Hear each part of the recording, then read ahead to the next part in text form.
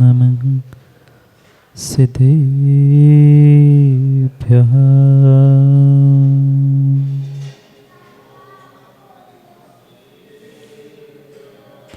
श्रीमद्परं गम्भीर स्याद्वाग्मोघलाञ्छनं जियात्रैलोक्यनाथस्य शासनं जिनशासनम्। जय मंगलभूताणं विमलाणं नारदंसनमयारं त्रैलोक्यसेयं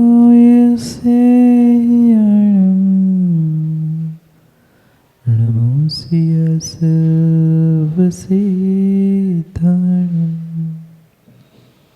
नमो हरिहन्ताणं नमो सिद्धाणं नमो आयर्याणं नमो वत्सायाणं नमो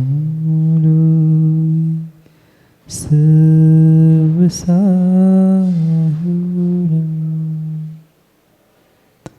अनंत अनंत परम सिद्ध भगवान की 1008 श्री चंद्रप्रभु भगवान की परम पूज्य आचार्य भगवान कुंद कुंद स्वामी की परम पूज्य आचार्य भगवान पट्टाचार्य गुरुवर विशुद्ध सागर जी महाराज की सनातन जैन धर्म की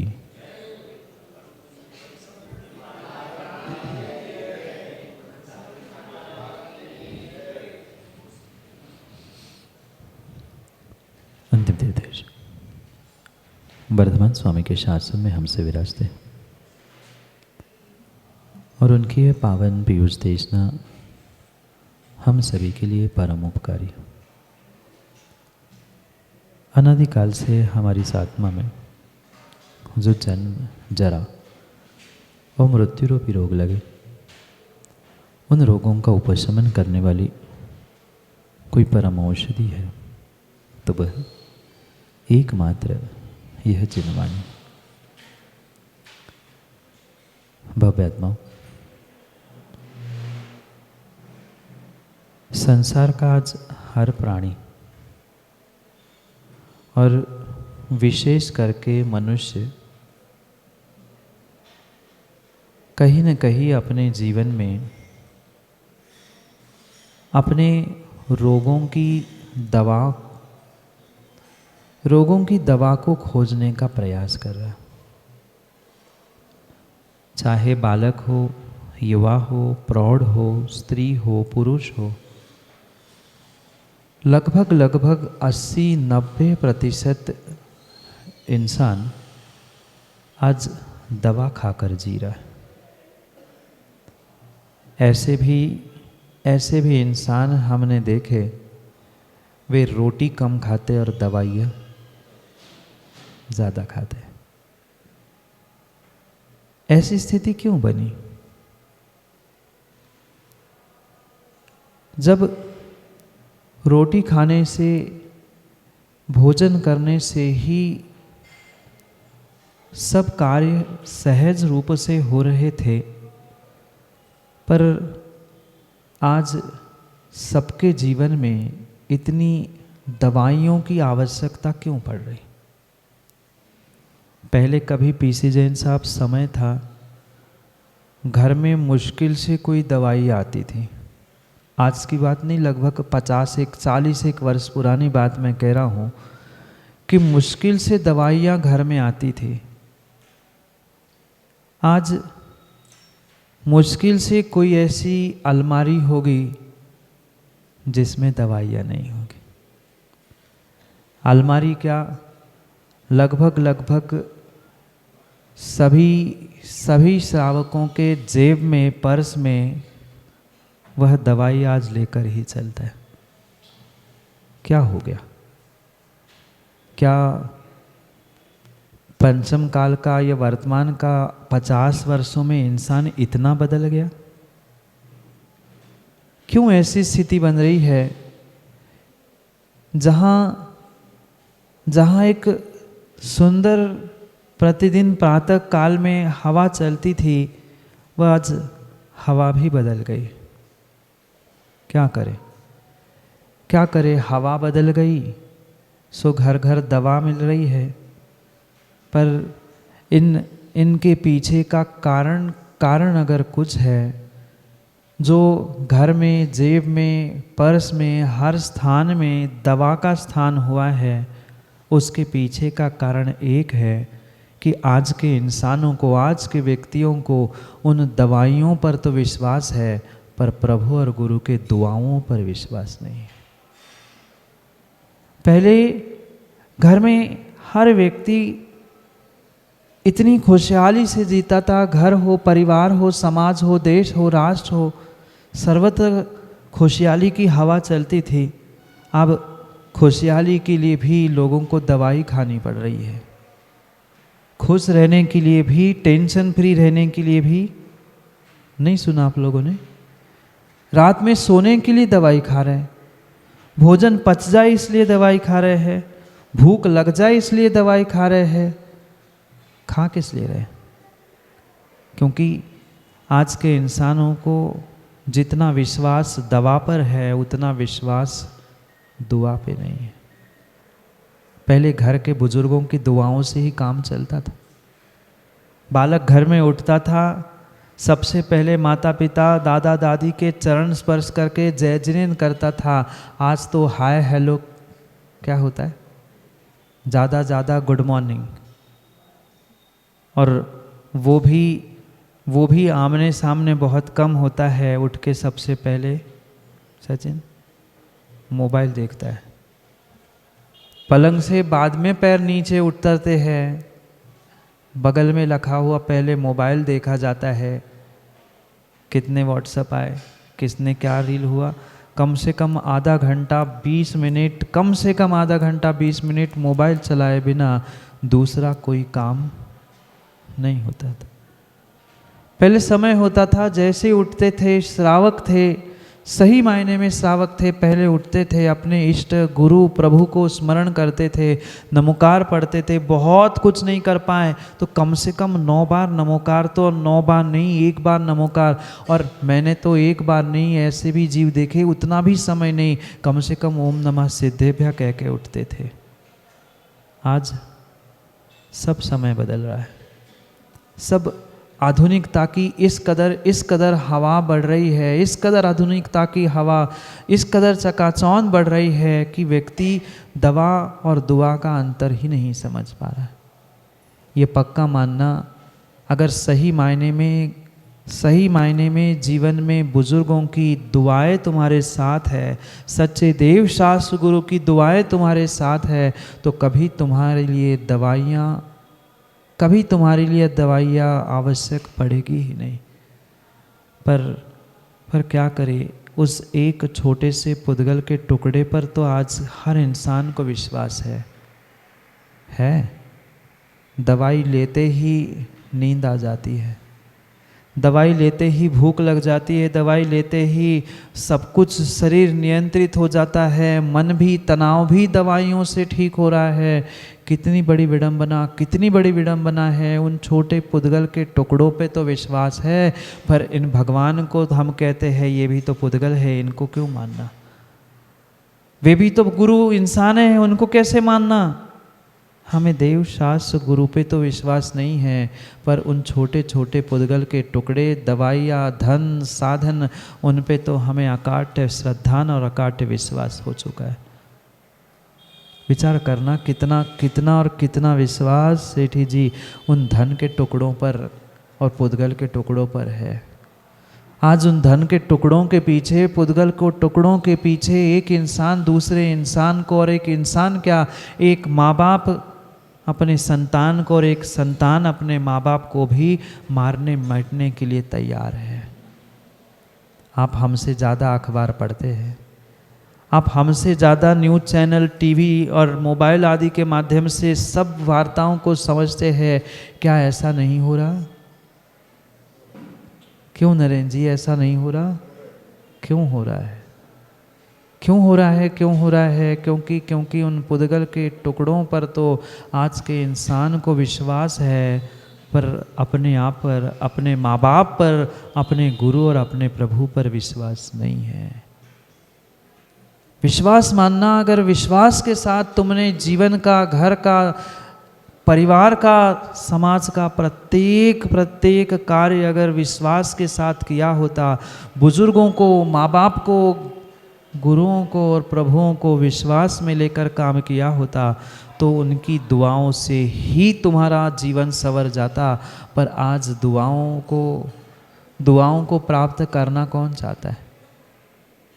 आज की संतान कहती है जो कुछ किया मैंने अपने दम पे किया। माँ बाप ने क्या दिया?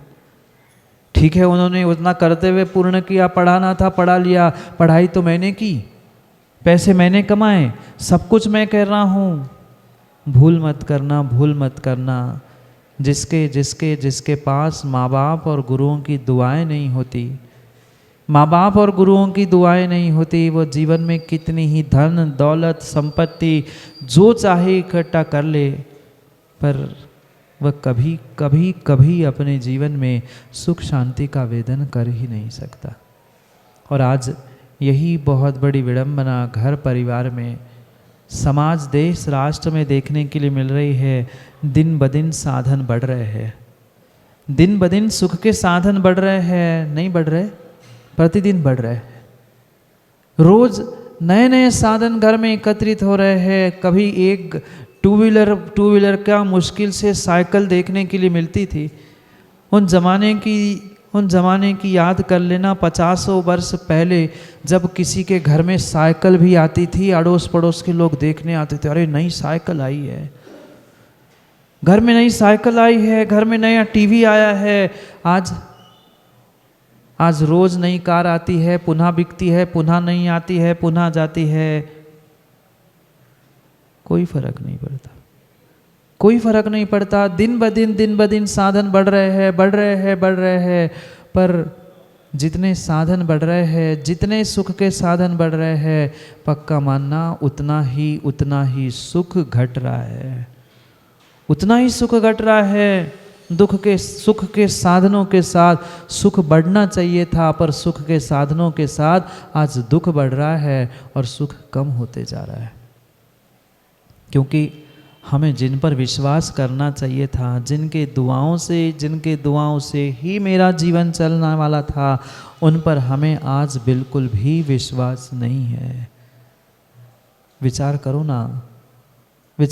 ना, कभी उन माँ बाप ने अपना जी जान एक करके संतान को पाला पोसा बड़ा किया, सब कुछ पढ़ लिख कर इतना योग्य बनाया। आज वही योग्य बनी संतान अपने पिता से कहती है, आप पता है कितने लायक और कितने, आगे का मैं नहीं कह रहा हूँ, कितने आप लायक और कितने, समझे ना?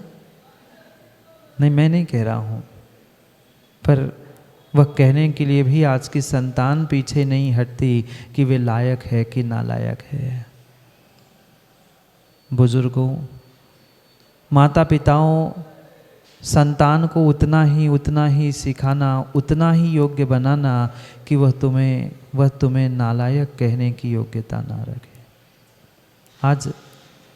आज मात्र भौतिकता की चकाचौंध में इधर पढ़ाना उधर पढ़ाना, ये मीडियम ये कॉन्वेंट, इतना पढ़ा के योग्य कर दिया कि वह संतान योग्यता खोकर, स्वयं ही लायकता को खोकर नालायक बनने का प्रयास कर रही। ये ताली कभी एक हाथ से नहीं बजती, कभी ताली एक हाथ से नहीं बजती है। संतानों को, युवा पीढ़ियों को ही मात्र दोष देने से काम नहीं होगा। ताली कहीं ना कहीं दोनों हाथों से बज रही है।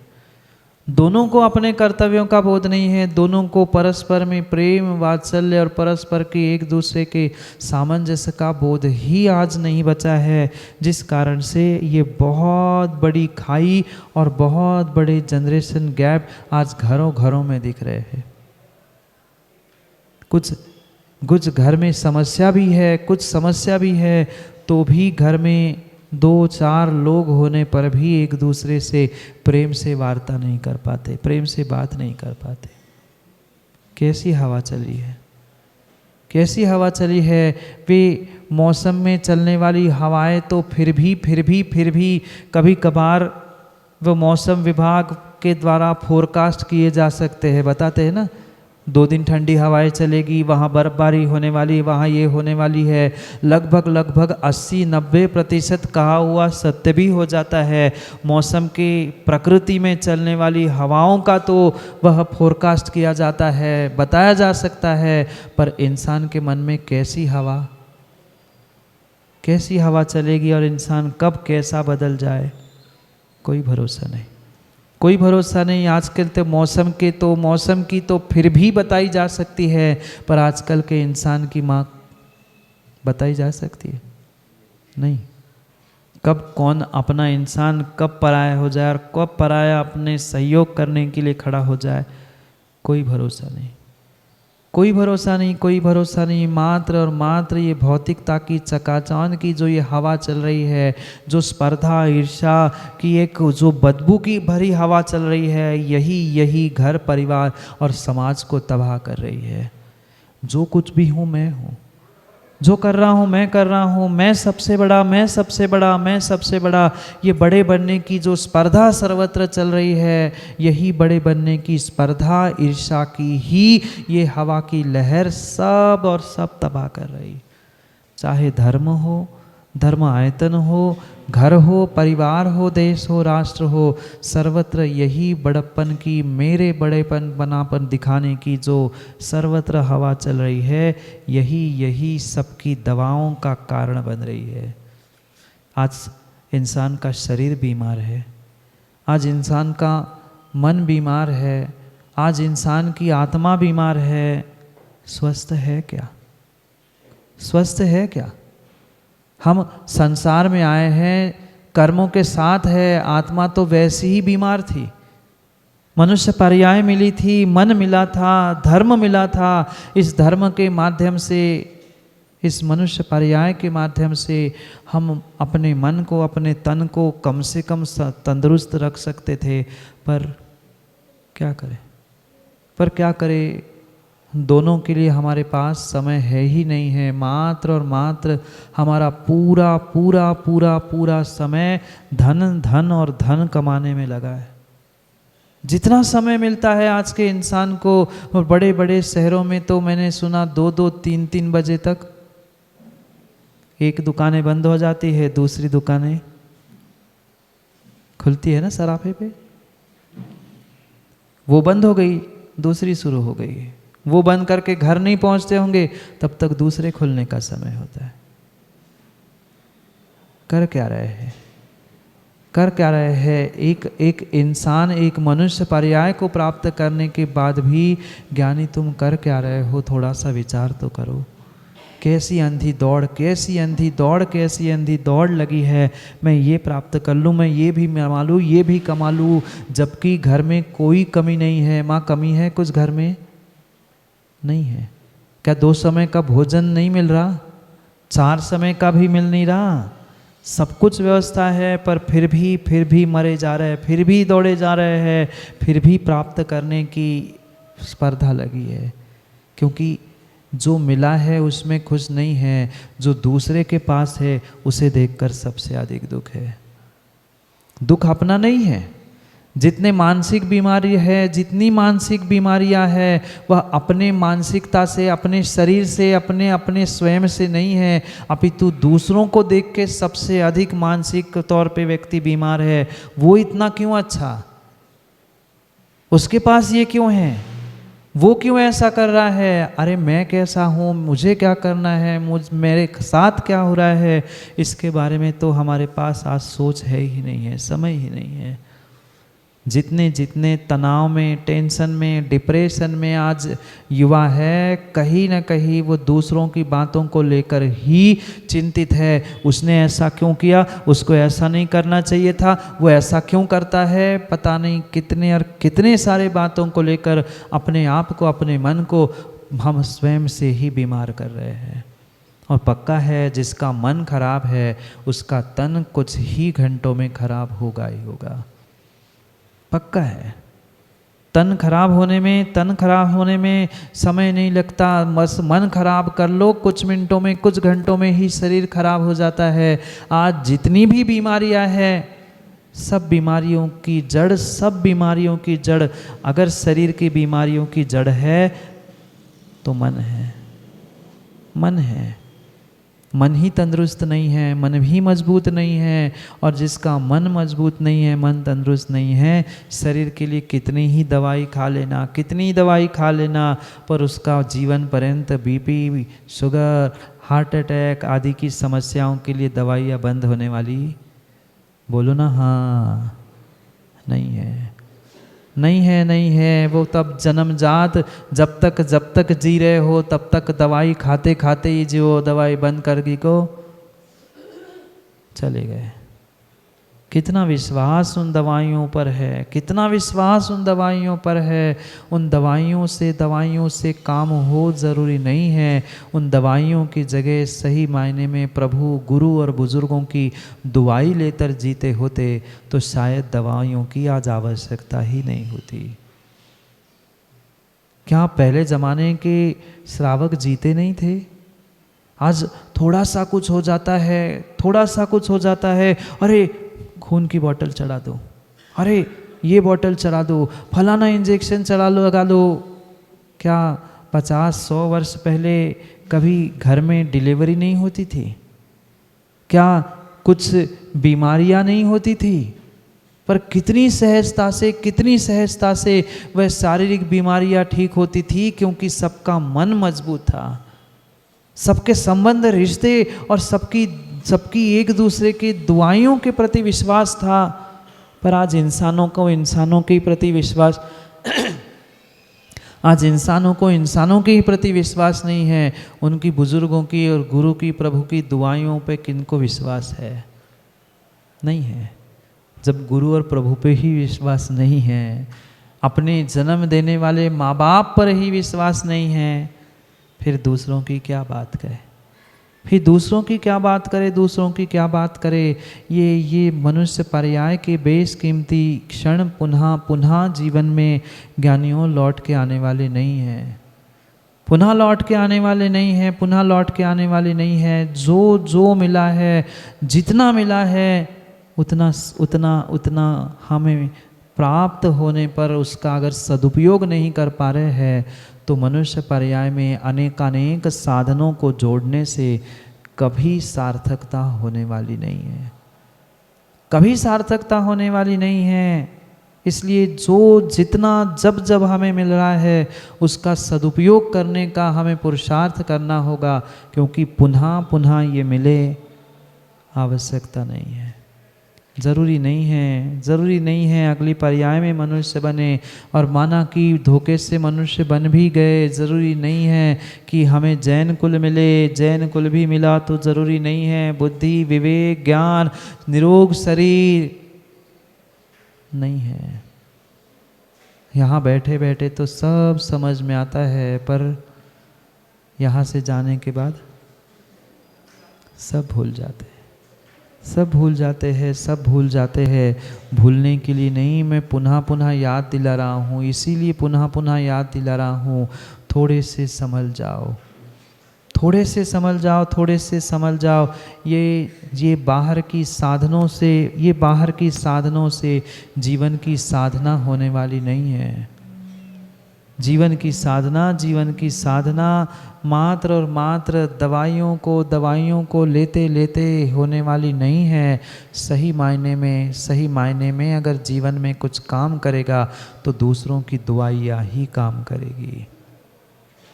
ये हमारा जिन शासन वीतराग विज्ञान बहुत बहुत वैज्ञानिक कारण हर क्रियाओं के पीछे कहता है।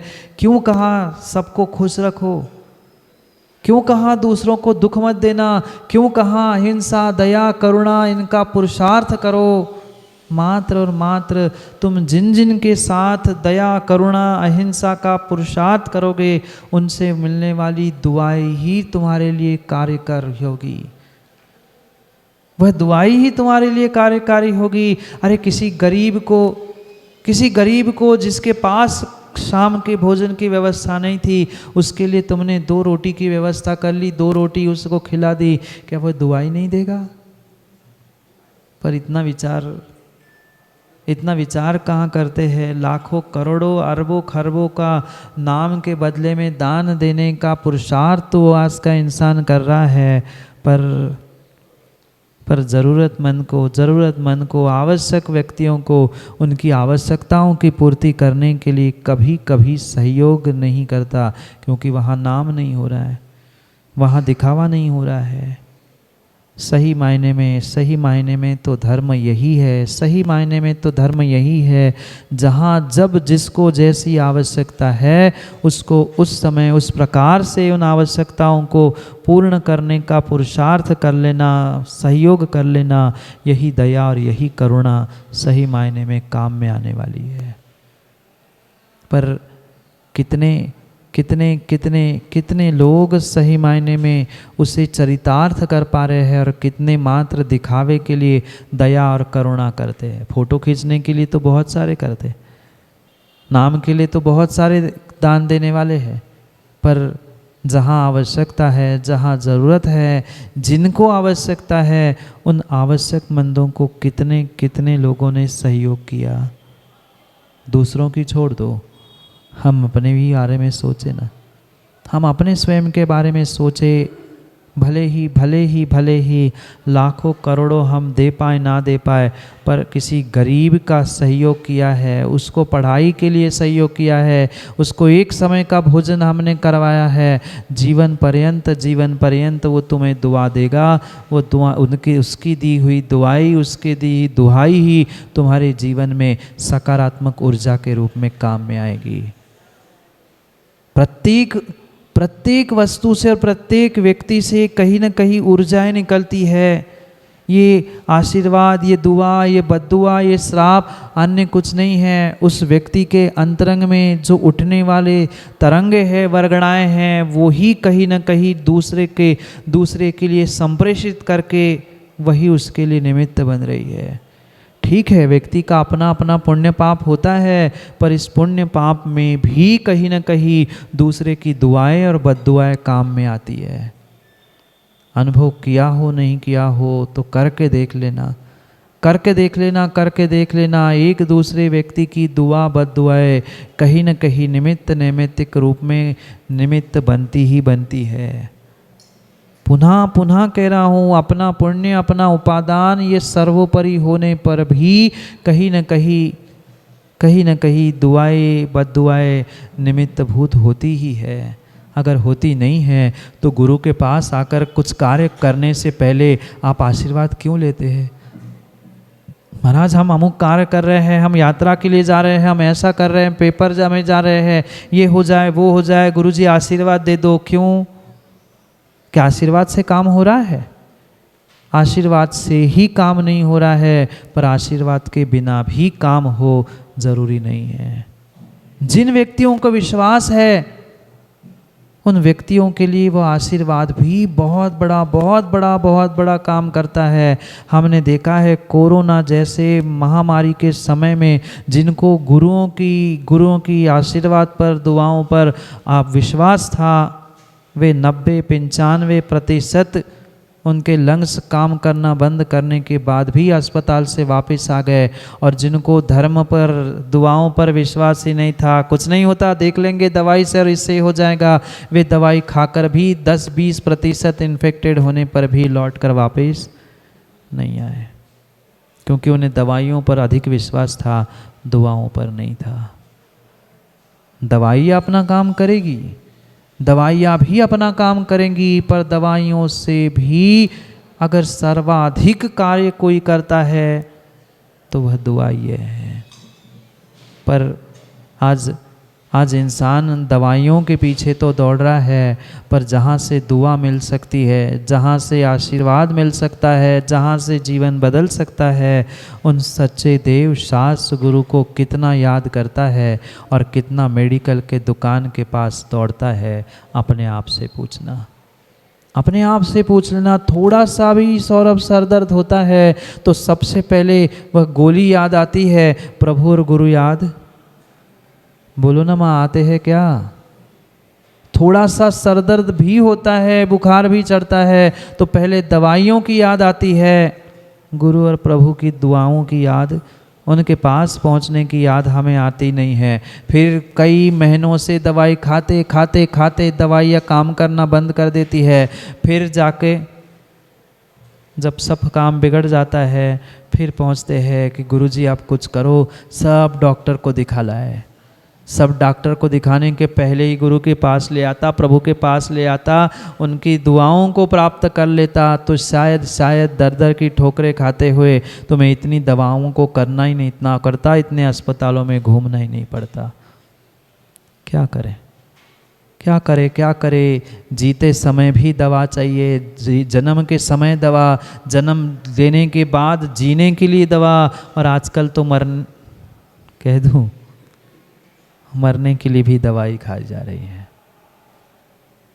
मरने वाले भी दवाई खा के मरना चाहते हैं और जिनको मरने से बचना है वो भी दवाई खा के बचना चाहते हैं। दवा के अलावा क्या बचा ही क्या है? ये ध्यान रखना, ये ध्यान रखना, ये ध्यान रखना। दवाई उनके लिए ही आवश्यक थी जिन्होंने दूसरों की बुराइयों को कभी दबाना नहीं सीखा। दवा क्या है? दवाई जो दबा के होती है, जो दूसरों की निंदा, बुराई, चुगली आदि खुलेआम करते हैं, जो कभी जीवन में सम्यक दर्शन के उपगुहन स्थितिकरण रूपी अंगों का पालन दबाव के रूप में नहीं करता है, नियम से कहीं न कहीं उनके जीवन में वह दवाई साथ में चिपक जाती है। नहीं समझ पाए शब्द? दवाई जो दबा नहीं पा रहे हैं दूसरों के दोषों को, जो दबा नहीं पा रहे दूसरों को गलतियों को, उनके जीवन में कहीं न कहीं तद्रूप बीमारी लगेगी और फिर तुम्हें भी वह दवाई लेकर ही दुनिया में घूमना पड़ेगा। क्या करे? जीव समझ नहीं पा रहा है अपने मनुष्य पर्याय के बेशकीमती समय और कीमती पुण्य को यूं ही दूसरों की बुराई, दूसरों की निंदा करने में व्यर्थ गंवा रहा है।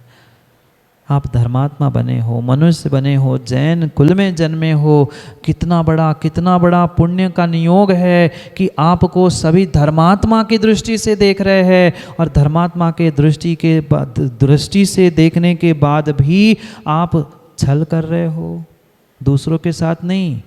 दूसरा तो आपको धर्मात्मा ही मान रहा है, पर आप अपने आप को ही छल रहे हो, अपने आप के साथ छल कर रहे हो। दुनिया तो धर्मात्मा कह रही है, पर तुम दुनिया की एक धर्मात्मा की गलतियों को खोज खोज कर दुनिया के सामने रखने का प्रयास कर रहे हो। आप धर्मात्मा हो? बोलो हाँ। नहीं हो, नहीं है। धर्मात्मा कभी दूसरों की गलतियों को देखता ही नहीं है। आचार्य भगवान तो कहते हैं नरेंद्र जी, किसी की गलती दिख जाए, किसी की गलती भी दिख जाए तो शक्ति है तो जाकर उनका स्थितिकरण करो, और स्थितिकरण नहीं कर पा रहे हो तो दबाकर उसका उपगुहन करो। कुछ नहीं कर पा रहे हो तो कम से कम मौन होकर, चुप होकर रह जाओ। फिर जो गलती नहीं होने पर भी गलती का आरोपण कर रहा है, उसके साथ क्या होगा? माँ, आप तो किसी की बुराई, निंदा, चुगली करते ही नहीं ना? बोलो ना। महाराज जी, इसके अलावा और कुछ करते ही नहीं है।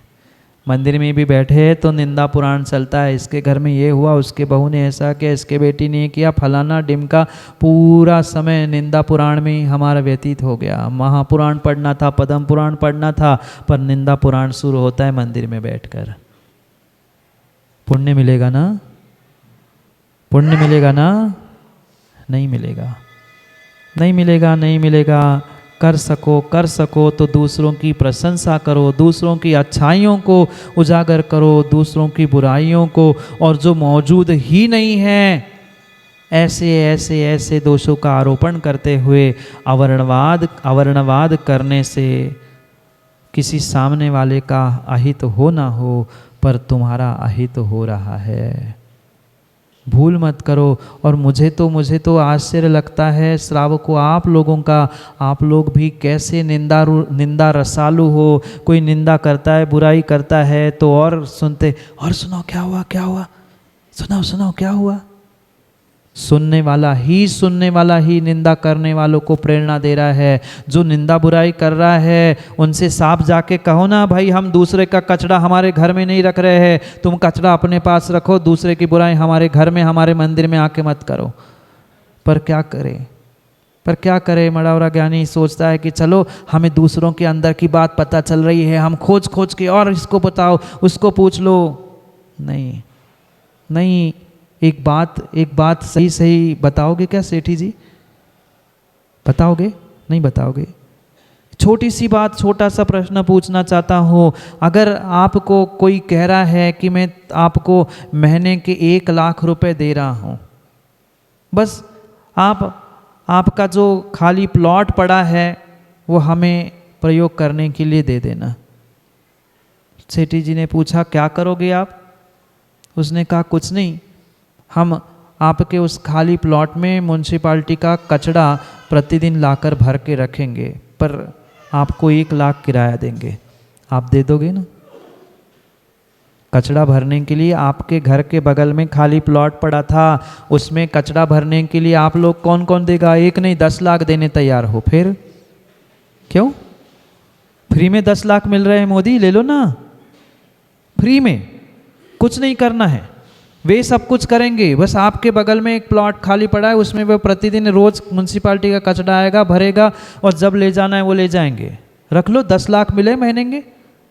10 लाख क्या, 10 करोड़ भी कोई दे दे तो समझदार इंसान अपने खाली प्लॉट में म्युनिसिपालिटी का कचरा नहीं भर सकता। जब माँ उस भूमि में म्युनिसिपालिटी का खाली कचरा खाली भूमि में नहीं रखा जा सकता, तो हम अपने दिलो दिमाग और हृदय में, अपने मन में किसी की बुराई, निंदा, चुगली आदि कचरा फ्री फोकट में क्यों रख रहे हैं? कोई सुनाए, कोई कुछ ला के दे, हम तो कान पकड़े और कान हाथ जोड़ ले कि भैया तेरा कचरा तुझे मुबारक। हमें फ्री में किसी का कचरा, किसी की निंदा, किसी की बुराई नहीं देखनी। हमें तो मात्र पिच्छी कमंडल दिगंबर भेष देखना है। तुम जानो तुम्हारा काम जाने, हमें तो अपना लोटा छान कर पार होना है। पर ऐसा यहाँ ज़रूर कह रहे हो, जब कोई कहने आता है तो उनके सामने बढ़िया ताली वाह वाह करते, और सुनाओ। जब कोई माँ पड़ोसी की बुराई करने बैठ जाए ना, तब फिर कहना, कोई धर्मात्मा की बुराई धर्मात्मा करने बैठ जाए, तब निर्णय कर लेना कि हमें किसी की बुराई नहीं, हम अपने कान दरवाजे बंद कर रहे हैं, तुम्हें जो कहना है कहते रहो। ये सच्चे धर्मात्मा का पुरुषार्थ होता है। और वही समझदारी से काम करते हुए पंचम काल से निकलकर अपना कल्याण कर पाता है, अन्यथा होने वाला नहीं है। क्योंकि जितनी माँ एक दूसरे की सुनते रहोगे, उतना ही ध्यान रखना, उतना ही दुख परेशानियों को और दवाइयों को ही, आप बीमारियों को ही आमंत्रण दे रहे हो। अरे ले सको तो दूसरों की दुआइयाँ लो ना, ले सको तो दूसरों की दुआओं को लो। बद्दुआओं को प्राप्त करने से कभी आपका काम होने वाला नहीं है। ये तो मेरे ऊपर निर्भर करता है, मुझे क्या करना है। मैं सामने वाले की अच्छाई भी दे सकता हूँ, सामने वाले की बुराई भी देख सकता हूँ, सामने वाले को सहयोग करते हुए, मदद करते हुए उससे दुआओं को भी ले सकता हूँ, और उसको परेशान करते हुए, उसकी बुराई करते हुए बद्दुआओं को भी ले सकता हूँ। निर्णय मुझे करना है, निर्णय मुझे करना है। जीवन मेरा है, जीवन मेरा है।